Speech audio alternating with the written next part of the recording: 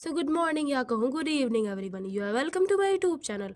आज हम क्रूर डूक वाली स्टोरी का पार्ट 5 देखेंगे। So let's begin. पिछले पार्ट में हमने देखा था कि मार्चिलोनेस इजाबेला के साथ कुछ लेडीज थीसे स्टेट में आई होती है। वो लेडीज आपस में बात कर रही होती है। वो कहती हैं वो मार्चिलोनेस इजाबेला ही थी जो सबसे पहले ड्यूक से मिली थी। अगर इस बारे में सोचा जाए तो उसे यह महसूस करने का पूरा अधिकार है कि जो चीज उसकी होनी चाहिए थी वो उसे नहीं मिल पाई। वो लोग आइस स्केटिंग करने के लिए स्केटिंग शूज पहन रही होती हैं। वो बोलती है मुझे ये स्केटिंग पसंद नहीं, कल मैं वापस निकल जाऊंगी। अगर ये मेरे हस्बैंड के बिजनेस से जुड़ा ना होता तो मैं यहाँ कभी ना आती। इजाबेला उनकी बातें सुनकर सोचती है जो मेरा होना चाहिए था वो मुझे नहीं मिला।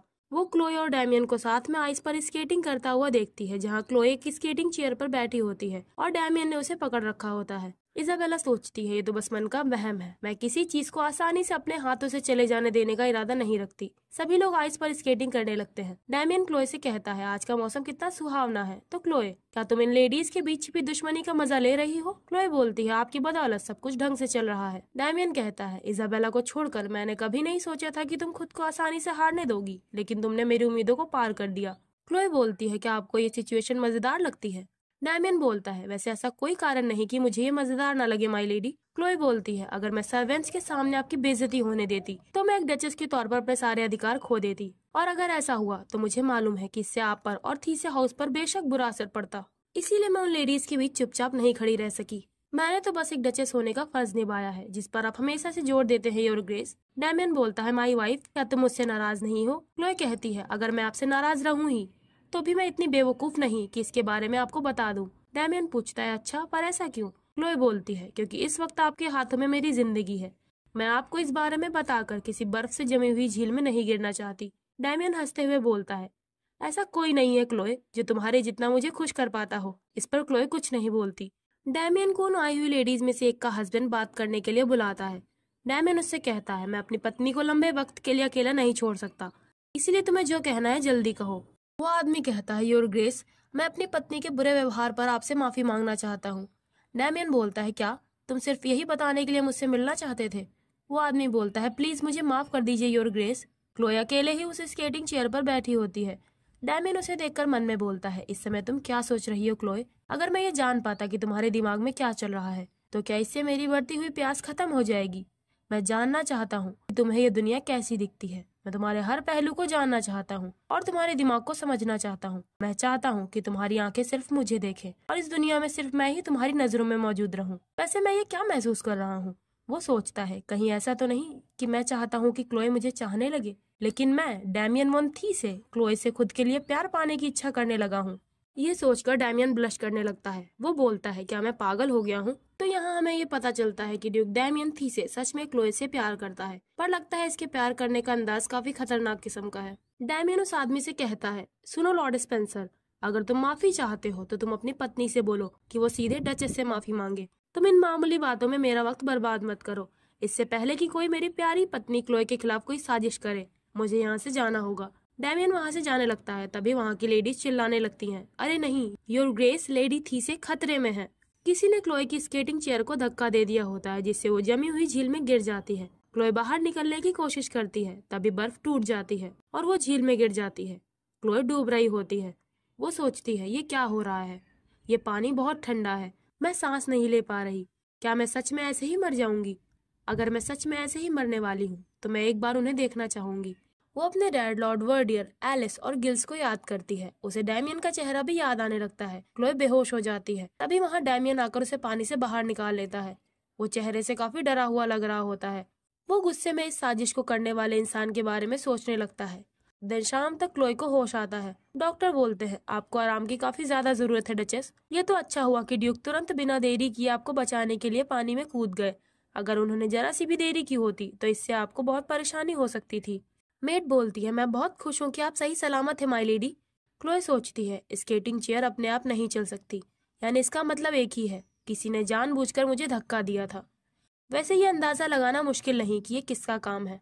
वो मेट से कहती है तुमने कहा कि मार्चिलोनेस इजाबेला को छोड़कर बाकी सारे मेहमान वापस चले गए हैं। मेट बताती है हाँ माई लेडी, आपको ऐसे देखकर लेडी इजाबेला बेहोश हो गई थी। क्लोए बोलती है वो अब कहाँ पर है? मेट कहती है पर आप ये क्यों पूछ रही हैं माई लेडी? क्लोए बोलती है कोई खास बात नहीं, मुझे इजाबेला को कुछ बताना होगा। इधर इजाबेला डैमियन के साथ उसके कमरे में होती है। इजाबेला कहती है, आखिरकार अब मुझे तुमसे बात करने का वक्त मिल ही गया डैमियन। डैमियन बोलता है, हाँ मैं तुम्हें बोलने का मौका देता हूँ इजाबेला। इजाबेला बोलती है, सब वैसा ही है जैसा कि मैंने आशा की थी। प्रिंस जोहानस की बीमारी और ज्यादा बढ़ती जा रही है। ऐसा लगता है कि राजा को शक हो गया है कि जल्द ही बगावत होने वाली है। मैजेस्टी ने मुझे जान से मारने की धमकी दी है अगर मैं तुम्हें उनके पास स्वान तक नहीं लेकर गई। तो इसीलिए डैमियन, तुम विंसबेरी के विला में छिपने के बारे में क्या कहोगे? मैं मैजेस्टी को बता दूंगी कि तुम वहां जाते वक्त रास्ते में कहीं गायब हो गए। मैं तुम्हारी मदद करूंगी डैमियन, मैं तुम्हारी साइड में हूँ, तुम चिंता ना करो। डैमियन बोलता है, मैं उम्मीद करता हूँ इजाबेला कि तुम ये नहीं सोच रही कि मैं सचमुच तुम्हारे कहने पर विंसबेरी चला जाऊंगा। इजाबेला कहती है, लेकिन अगर तुम वहां नहीं गए तो तुम्हारी जान खतरे में हो जाएगी। वो इजाबेला के गालों को टच करके बोलता है, तुम्हारी स्किन ठंडी हो गई है इजाबेला। ऐसा तब होता है जब तुम झूठ बोल रही होती हो। इजाबेला को शौक लग जाता है। डायमंड बोलता है, शायद विंसबेरी में असैसिन्स का कुछ ग्रुप मेरा इंतजार कर रहा होगा ताकि वो मुझे जान से मार सके। मुझे जाल में फंसने के लिए वहां जाना होगा, है ना? इजाबेला बोलती है, तुम ये क्या कह रहे हो? डायमंड मुस्कुराकर बोलता है, तुम नादान बनने का ढोंग मत करो। तुम मेरे सामने खुद को बेवकूफ साबित कर रही हो इजाबेला। क्या तुमने सच में ये सोच लिया कि मैं ये नहीं जानता कि तुम मुझे धोखा दे रही हो और तुमने राजा से हाथ मिलाने का फैसला ले लिया है? अब से मेरे और तुम्हारे बीच में कोई लेन देन नहीं होगा। तुम्हारे पास अब कोई रास्ता नहीं बचा है। इजाबेला, अगर तुम मुझे विंसबेरी तक नहीं ले जा पाई तो मैजिस्ट्री तुम्हें खत्म कर देंगे। इजाबेला फ्रस्ट्रेटेड होकर चिल्लाती है, ये सब तुम्हारी गलती है डैमियन। अगर तुमने शादी के बाद मुझे दरकिनार ना किया होता तो मेरे पास तुम्हें धोखा देने की कोई वजह ना होती। डैमियन बोलता है, काफी अजीब बात है। मैं कैसे तुम्हें दरकिनार कर सकता हूँ जब मैंने कभी तुम्हें अपने साथ माना ही नहीं? तुम्हारी बात एकदम बेतुकी है इजाबेला। तुम्हें मेरे लिए एक ही काम के लिए चुना गया था। वो काम था कि शाही मामलों की जांच करते वक्त मेरी दिखावटी लवर बनना। वैसे ये भी इम्पॉसिबल होता अगर तुम मरी हुई क्वीन की दासी न होती। तो इसाबेला हकीकत में एक शाही नौकरानी होती है। डैमियन उससे कहता है, इसके अलावा मेरे हिसाब से मैंने तुम्हारे काम के लिए तुम्हें पहले ही फीस अदा कर दी है। तो क्या हमारे रिश्ते में कुछ और भी था? वो डैमियन का पैर पकड़कर बोलती है, अगर मैं राजा के पास वापस गई तो मुझे खत्म कर देंगे। तुम मेरी मदद करो डैमियन। डैमियन सख्त आवाज में बोलता है, क्या तुम मेरी पत्नी को जान से मारने की साजिश करने के बाद भी खुद को जिंदा पाने की उम्मीद करती हो? तुम्हें क्या लगा कि मुझे इस बारे में पता नहीं चलेगा? इसाबेला गिड़गिड़ाकर कहती है, नहीं, मैंने ये नहीं किया। जब ये घटना घटी मैं तो डचेस के आसपास भी नहीं थी। डैमियन कहता है, इसाबेला उसी झूठ को बार बार दोहराकर मुझे और गुस्सा मत दिलाओ। डैमियन उसे वहीं छोड़कर जाने लगता है। इसाबेला उसे पकड़कर कहती है, डैमियन मैं तुम्हें चाहती हूँ, तुम मेरी हेल्प करो। तुम मुझे खुद से ऐसे दूर ना करो। मैंने सब कुछ तुम्हारे प्यार के लिए किया है। डैमियन आ भर कर बोलता है, बहुत देर हो चुकी है इसाबेला, तुम इसी वक्त मेरी नजरों से दूर हो जाओ। इसाबेला बोलती है, Damian please, I love you, please तुम मुझे छोड़कर मत जाओ। तभी क्लोई डैमियन के कमरे के बाहर आती है। वो इसाबेला की बातें सुन लेती है। वो अपनी मेड से बोलती है, चलो हम मेरे रूम में वापस चलते हैं। डैमियन उसकी आहट सुन लेता है। वो दरवाजा खोलकर पूछता है, क्लोए तुम जग रही हो? डॉक्टर ने तुम्हें अच्छे से आराम करने को बोला है, तुम यहाँ क्यों हो? क्लोए दिखावटी स्माइल करते हुए बोलती है, मैं मार्चिलोनेस इसाबेला से मिलकर इस सब के लिए माफी मांगना चाहती थी। डैमियन बोलता है, वो इस वक्त किसी से मिलने की हालत में नहीं है। तभी क्लोए कहती है, योर ग्रेस, चूंकि आप भी यहीं पर हैं तो मैं आपसे कुछ कहना चाहती हूँ। आप मुझे मेरे वर्डियर स्टेट में लौटने की इजाजत दीजिए। डैमियन कहता है, लेकिन मैं ऐसा क्यों करूँ? क्लोए बोलती है, इस एक्सीडेंट की वजह से मैं अपने फादर से मिलना चाहती हूँ। ये सफर ज्यादा दिनों का नहीं होगा। डैमियन कहता है, मुझे डर है कि मैं इसकी परमिशन नहीं दे सकता। क्लोए बोलती है, क्या मैं पूछ सकती हूँ क्यों? डैमियन बोलता है, तुम अब डैमियन वॉन थीसे की पत्नी पहले और वर्डियर की बेटी बाद में हो। एक डचेस जो अपने फर्ज को ध्यान में रखती हो। वो कभी भी अपने पति को अपने हाल पर छोड़कर जाने के बारे में नहीं सोचेगी, माई वाइफ। क्लोए बोलती है, आप कह रहे हैं अपने फर्ज की ओर वफादार? हाँ योर ग्रेस, आप क्या उम्मीद करते हैं कि मैं वफादारी से अपने फर्ज पूरी करते रहूं जबकि आप अपनी मिस्ट्रेस से अपना प्यार निभाते रहे, है ना? ये सुनकर डैमियन कुछ देर तक शांत हो जाता है। वो बोलता है, क्लोए कहीं ऐसा तो नहीं कि तुम्हें जलन हो रही है? क्लोए कहती है, बिल्कुल भी नहीं। डैमियन बोलता है, बहुत देर हो चुकी है, अब तुम्हें अपने कमरे में वापस जाना चाहिए। हम तुम्हारे वर्डियर स्टेट में जाने के बारे में बाद में बात करेंगे। शायद हम अलग होने से बचने के लिए कोई तरीका निकाल सके, है ना माई लेडी? अभी मुझे कुछ जरूरी काम निपटाने हैं। वो अपने कमरे में जाते हुए कहता है, गुड नाइट माई वाइफ। अब क्लोए महल से बाहर आ जाती है। वो दुखी होकर सोचती है, मुझे ऐसा क्यों फील हो रहा है? मैं बहुत दुखी महसूस कर रही हूँ।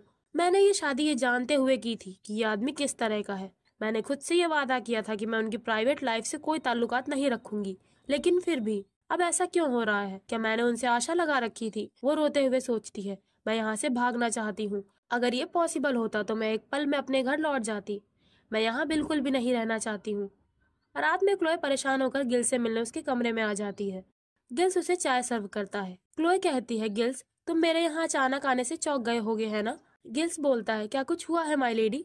क्लोए बोलती है, नहीं, तुम चिंता ना करो, मेरी अचानक ही घर जाने की इच्छा हो रही थी, इसीलिए मैं यहाँ आ गई। मैंने सोचा कि तुम्हें देखने से मुझे घर जैसा महसूस होगा। क्लोए उसकी बनाई गई चाय पीकर कहती है, ये चाय बहुत स्वादिष्ट है, तुम्हारा शुक्रिया गिल्स। गिल्स बोलता है, नहीं माय लेडी, ये उसके मुकाबले कुछ नहीं जो चाय आपने पहली बार मुझे ऑफर की थी। क्लोए बोलती है, हाँ, हमें मिले हुए 10 साल गुजर गए। गिल्स कहता है, नहीं माय लेडी, हमें मिले हुए 11 साल हो चुके हैं। वो दोनों उन पलों को याद करते हैं जब क्लोए और गिल्स बचपन में पहली बार एक दूसरे से मिले थे। गिल्स बोलता है, उस दिन आपने जो चाय मुझे दी थी वो मेरी जिंदगी में अब तक की सबसे टेस्टी और बेस्ट चीज थी, मैं उसे कभी नहीं भूलूंगा। क्लोए बोलती है, तुम्हारा शुक्रिया गिल्स, मुझे जानकर अच्छा लगा कि मेरी भलाई किसी के लिए कुछ मायने रखती है। गिल्स कुछ कहने चलता है, वो सोचता है, लेडी क्लोए, मैं आपसे। तभी केतली की सीटी की आवाज आती है। गिल्स हिचकिचाकर बोलता है, माय लेडी, मैं तो यही बताना चाह रहा था कि केतली का पानी उबल रहा है, क्या आप और चाय लेना चाहेंगी? गिल्स सोचता है, काश आपको इतना दर्द ना झेलना पड़ रहा होता। देन क्लोए सुबह दौड़ते हुए महल की ओर आ रही होती है। वो सोचती है, मुझे यकीन नहीं हो रहा कि मैं गिल्स के कमरे में सो गई। ये तो अच्छी बात हुई कि किसी ने ध्यान नहीं दिया, इससे लगभग एक खतरनाक गलतफहमी पैदा हो सकती थी। अगर ड्यूक थीसे को इस बारे में पता चल गया तो गिल्स बहुत बड़ी मुसीबत में फंस जाएगा। मुझसे ये भूल हो गई। क्लोए अपने कमरे की ओर जा रही होती है, अभी किसी के जोर से चीखने की आवाज आती है। सुनकर क्लोए चौंक जाती है, उसकी सपोर्टिंग स्टिक उसके हाथ से छूट जाती है। मेड चिल्लाती है, यहाँ पर एक बॉडी है, मार्चिलोनेस इजाबेला मर चुकी है। अब अगले सीन में एक पुलिस ऑफिसर डैमियन और क्लोए से पूछताछ कर रहा होता है। ऑफिसर कहता है, मार्चिलोनेस की बॉडी को उनके मेड ने खोजा, जो कि उनके साथ में यहाँ आई थी, और हमें खोजबीन करने पर डचेस के कमरे से वो खतरनाक चीज मिली है। वही खतरनाक चीज इजाबेला के चाय के कप में पाई गई है। क्लोए घबरा कर कहती है, मैं कसम खाकर कहती हूँ, मैंने कभी भी ऐसी चीज को नहीं देखा है। ऑफिसर बोलता है, फिर भी हमें वो आपकी कमरे से मिला है डचेस। वैसे हमारे पास ऐसे गवाह भी हैं जिन्होंने हमें ये बताया है कि आपकी मार्चिलोनेस इजाबेला के साथ दुश्मनी थी। क्लोए ये सुनकर शॉक्ड रह जाती है। तभी डैमियन बोलता है, ऐसा कहने की हिम्मत किसने की? क्या आपका इशारा ये है कि मेरी पत्नी ने ही इजाबेला को मारने की साजिश की थी? ऑफिसर बोलता है, माफ कीजिएगा योर ग्रेस, लेकिन उन गवाहों की सुरक्षा के लिए मैं उनकी पहचान उजागर नहीं कर सकता। क्लोए डर से कांपने लगती है। डैमियन उसका हाथ पकड़कर बोलता है, मेरी पत्नी किसी को भी नुकसान नहीं पहुंचाएगी, और अगर वो अपराधी होती तो उसे आधी रात को मार्चिलोनेस के खिलाफ साजिश को अंजाम देने के लिए वहां जाना पड़ता। पर उस रात हम साथ में थे, है ना क्लोए? डैमियन मुस्कुराकर ये सब बोल रहा होता है। क्लोए याद करती है कि वो रात में गिल्स के कमरे में सो गई थी। ऑफिसर बोलता है, मैं ये सवाल डायरेक्ट डचेस से पूछना चाहता हूँ। क्लोए बहुत परेशान हो रही होती है। डैमियन बोलता है, मैं इनकी जगह जवाब देता हूँ। मेरी पत्नी क्लोए पूरी रात मेरे साथ में थी। मैंने सही कहा ना क्लोए? क्लोए को समझ नहीं आ रहा होता है कि वो क्या कहे। इस तरह पुलिस इन्वेस्टिगेशन हुए 3 दिन गुजर जाते हैं। पुलिस ने क्लोए को तहकीकात होने तक थीसे स्टेट में रहने का ऑर्डर दिया होता है। क्लोए अपने बेड पर लेटे हुए सोचती है, क्या मैं चाहती थी कि मार्चिलोनेस मर जाए? उसकी और मेरे इमोशंस अच्छे नहीं थे, लेकिन मैंने ये कभी नहीं चाहा कि उसके साथ ऐसा कुछ हो। मेरी नफरत खास तौर पर उसके लिए नहीं थी। डैमियन क्लोए के रूम में आता है। वो कहता है, मैंने सुना कि तुम खाना नहीं खा रही हो, ऐसे तो तुम भूख से ही मर जाओगी। क्लोए कहती है, फिर तो आपको मुझे सूली पर चढ़ाने से छुटकारा मिल जाएगा योर ग्रेस। डैमियन कहता है, तुम ऐसी बातें क्यों बोल रही हो जैसे तुम इस दुनिया से अलविदा कहना चाहती हो क्लोए? मेरा मानना है कि उन ऑफिसर्स को लगता है कि मेरी गवाही सच नहीं है। उन्हें इस बात पर शक है कि हम उस रात साथ में नहीं थे। क्लोए बोलती है, मैंने मार्चिलोनेस इजाबेला को नहीं मारा है। किसी ने मुझे इस सब जाल में फंसाने के लिए वो चीज मेरे कमरे में रख दी है। डैमियन बोलता है, अच्छा, पर अगर ऐसा है तो जरूर किसी ने काम तब किया होगा जब तुम अपने कमरे में नहीं होगी। तो मिस थीसे, तुमने ये बात पुलिस को क्यों नहीं बताई कि तुम उस रात गिल्स के साथ उसकी झोपड़ी में थी? वैसे कल गिल्स मेरे पास आया था। वो मेरे सामने गिड़गिड़ाकर बोल रहा था कि लेडी क्लोए की इसमें कोई गलती नहीं है। वो पुलिस के पास जाने को भी तैयार था। मुझे इसे शांत कराने में काफी मशक्कत करनी पड़ी। तुम पिछले 3 दिनों से चुप हो क्लोए। मैं यही सोच रहा था कि ऐसा क्यों हुआ, जबकि वहाँ एक गवाह मौजूद है जो तुरंत तुम्हारी बेगुनाही साबित कर सकता था, लेकिन तुमने गिल्स का जिक्र तक नहीं किया क्लोए। क्लोए बोलती है, कोई भी नोबलमैन ये नहीं चाहेगा कि उसकी पत्नी और नौकर के बीच कोई बदनामी भरी अफवाह फैले। डैमियन पूछता है, क्या सच में यही वजह है? लेकिन मैं मानता हूँ कि तुम्हारी ये वजह सच नहीं है। तुम चुप रही क्योंकि तुम गिल्स की जान की रक्षा करना चाहती थी, है ना? या फिर तुम्हें इस बात का डर था कि कहीं तुम्हारी इस करतूत के चलते मैं तुम्हें तलाक न दे दूं और इससे तुम्हारा परिवार एक बार फिर बर्बाद हो जाएगा? क्लोए बोलती है, मैंने कोई जुर्म नहीं किया है और न ही मैंने आपको कोई धोखा दिया है। डैमियन बोलता है, तो फिर तुम गिल्स से गवाही देने को कहो ताकि तुम कम से कम जिंदा तो बच सको। क्लोए बोलती है, आपको तलाक वाला और मेरे परिवार की बर्बादी का मुद्दा नहीं उठाना चाहिए। डैमियन क्लोए की लाचार हालत को देखकर सोचता है, मैं जानता हूँ तुम ऐसा नहीं कर पाओगी क्लोए वर्डियर। तुम खुद की जिंदगी के लिए अपने चाहने वाले लोगों को सेक्रीफाइस नहीं करोगी। वो बोलता है, क्लोए तुम अपनी जान के लिए मुझसे भीख मांगो, भले ही अदालत मेरी गवाही खारिज कर दे, पर मैं तुम्हें कम से कम मरने तो नहीं दूंगा। वो उसके गालों पर हाथ रखता है। क्लोए बोलती है, योर ग्रेस, अगर आपके पास इतनी पावर है। तभी डैमियन मुस्कुराकर सोचता है, हाँ क्लोए तुम मुझसे मदद मांगो, मेरे सामने गिड़गिड़ाओ, सिर्फ मैं ही हूँ जो तुम्हें बचा सकता हूँ। तभी क्लोए कहती है, अगर आप इतनी ताकत रखते हैं तो योर ग्रेस, मैं चाहती हूँ कि मुझे एकांत में सूली पर चढ़ाया जाए, उस गुनाह के लिए जिससे मैंने नहीं किया है। ये आपकी पत्नी के तौर पर मेरी आपसे आखिरी रिक्वेस्ट है। ये सुनकर डैमियन हैरान रह जाता है। अब कोर्ट की सुनवाई का दिन आता है। जज बोलते हैं, ड्यूक की गवाही के अनुसार घटना की रात ड्यूक आधी रात से सुबह 6 बजे तक डचेस के साथ में थे। तो क्या ड्यूक थी से इस स्टेटमेंट के बाद भी आपकी गवाही कायम रह सकती है? डैमियन बोलता है, यस माय लॉर्ड। जज बोलते हैं, तो फिर आप ये बात कैसे समझाएंगे कि आप अगली सुबह अपने स्टडी रूम में कैसे थे? मेरे कहने का मतलब ये है कि क्या वहाँ कोई ऐसा गवाह नहीं था जिसने आपको डचेस के साथ में देखा हो? डैमियन बोलता है, माय लॉर्ड, क्या आप ये कहना चाह रहे हैं कि मेरा बयान झूठा है? जज फ्रस्ट्रेटेड होकर बोलते हैं, ये एक बेसलेस फैक्ट है, आपके पास कोई भी गवाह नहीं है ड्यूक थी से। डैमियन बोलता है, अगर मैं आपको बताऊं कि वहाँ एक गवाह था तो क्या होगा? मैं अपने अस्तबल की सर्वेंट गिल्स को यहाँ गवाह के तौर पर बुलाना चाहूंगा माय लॉर्ड। गिल्स कोर्ट में आ जाता है। क्लोए उसे वहाँ देखकर सोचती है, गिल्स तुम यहाँ आखिर क्यों आए हो? गिल्स अपना बयान देना शुरू करता है। गिल्स बोलना शुरू करता है, मैं इस बात का गवाह हूँ कि उस रात डचेस ड्यूक थीसे के साथ में थी। जज पूछते हैं, लेकिन तुमने अब तक ये बयान क्यों नहीं दिया? गिल्स बताता है, क्योंकि मैंने घोर पाप किया है। मैंने अपने मालिक और मालकिन की रात में जासूसी की।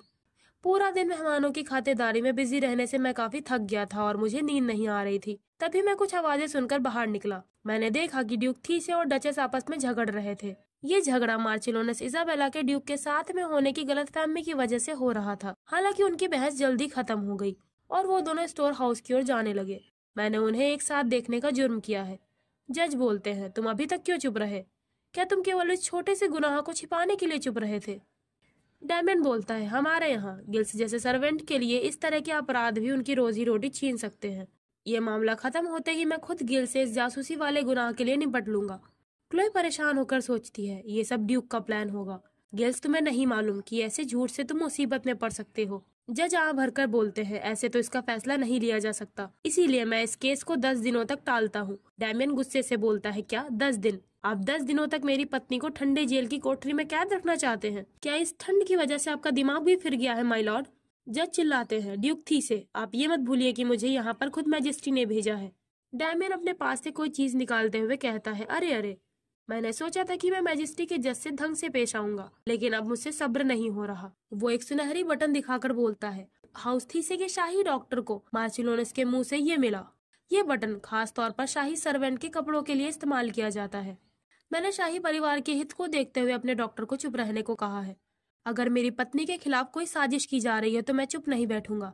आप किस बात का इंतजार कर रहे हैं माय लॉर्ड? ये सब शाही मेड का किया धरा है, आप उसे तुरंत गिरफ्तार कीजिए। इस तरह डैमियन अपने दिमाग का इस्तेमाल करते हुए क्लोए को इस केस से बाहर निकाल लेता है।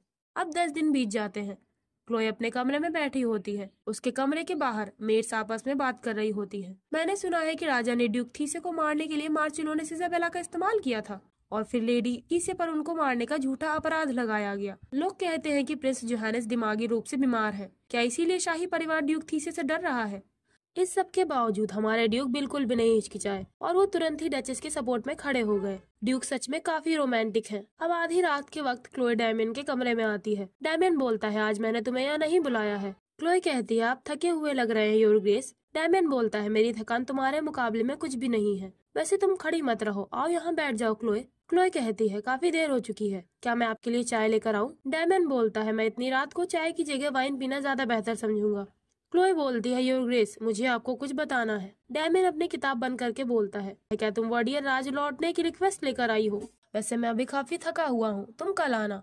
क्लोए बोलती है, योर ग्रेस, मैं आपकी मदद के लिए आपका आभार जताने के लिए यहाँ आई हूँ। डैमियन पूछता है, क्या तुम्हें मुझसे कोई काम है या फिर तुम किसी की सिफारिश करना चाहती हो? क्लोए बोलती है, मैं तो बस मुझे बचाने के लिए आपका शुक्रिया अदा करना चाहती थी, ये जानते हुए भी कि शाही परिवार आपसे नाराज हो सकता है। आपने मुझे बचाने के लिए अपनी पूरी ताकत लगा दी। हालांकि इसमें बहुत झूठ बोलने पड़े, लेकिन गिल्स और किसी को भी नुकसान नहीं पहुंचा। जब आप मुझसे मिलने मेरे कमरे में आए तो मैंने घमंड दिखाते हुए अपना फैसला दिया। मैंने आप पर भरोसा करने और आपकी मदद करने के बजाय ये सब किया। इसके लिए मैं सच्चे मन से आपसे माफी मांगना चाहूंगी। डैमियन बोलता है, मैंने पहले ही असली अपराधी की पहचान उजागर नहीं की। क्लोए, क्या तुम इस बात से नाराज नहीं कि इसके कारण तुम्हें इतना कुछ झेलना पड़ा? और मैं चाहता तो चुप रह सकता था और तुम्हें चुपचाप मौत के घाट पर उतार सकता था। क्लोए बोलती है, लेकिन आपने ऐसा कुछ भी नहीं किया। इसके बावजूद आपने मेरी वजह से शाही परिवार से दुश्मनी मोल ले ली है। ये बात मेरे लिए बहुत महत्व रखती है। डैमन पूछता है, तो अब तुम क्या चाहती हो मिसेस थी से?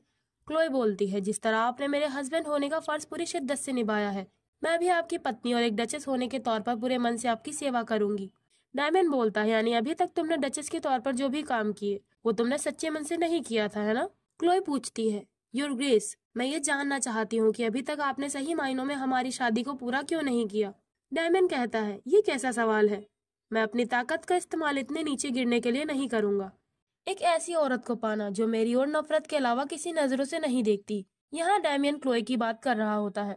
वो खड़ा होकर कहता है, अगर तुम्हारे लिए ये जवाब काफी है तो मैं कहूंगा तुम अपने कमरे में लौट जाओ। तुम हमेशा मुझे ये याद दिलाती रहती हो कि बहुत देर हो चुकी है, इसीलिए मैं आज तुमसे ये कह रहा हूँ। क्लोए उसके कमरे से बाहर आकर सोचने लगती है। अभी 2 हफ्ते पहले ही मैंने ड्यूक थीसे को लेकर कुछ और फैसला किया था और मैं उस फैसले पर निश्चिंत थी।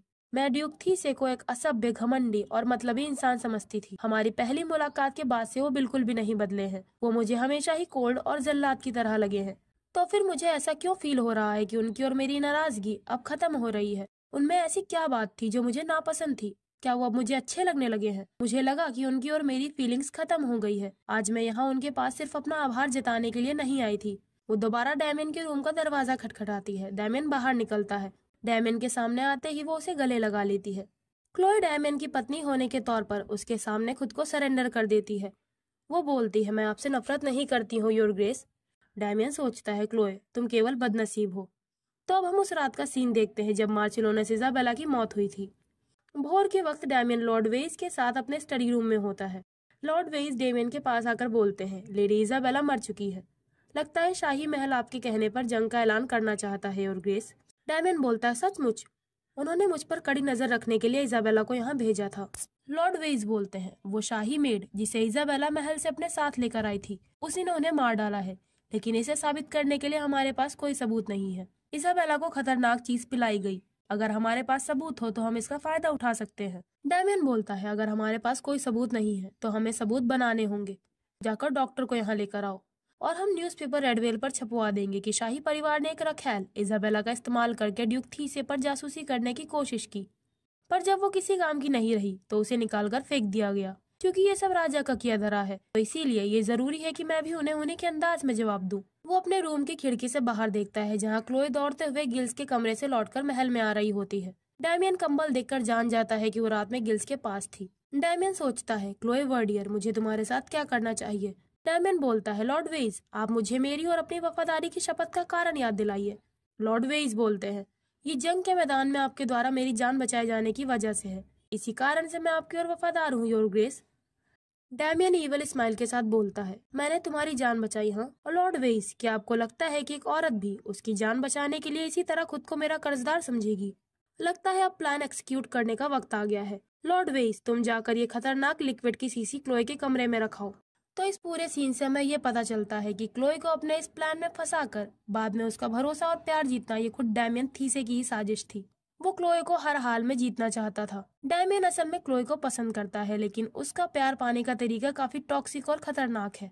पर देखा जाए तो यही इस स्टोरी की नींव है। खैर, इस पार्ट के साथ इस स्टोरी का सीजन 1 भी यहाँ पर खत्म हो जाता है। आई होप आपको ये कहानी पसंद आई होगी। वैसे मैं जल्दी ही इसका दूसरा सीजन एक्सप्लेन करना शुरू करूंगी कि डैमियन की ये साजिशें आखिर क्लोए से कब तक छिपी रह सकती हैं। तो इसीलिए इस सीजन के साथ इस पार्ट को भी हम यहाँ पर एंड करते हैं।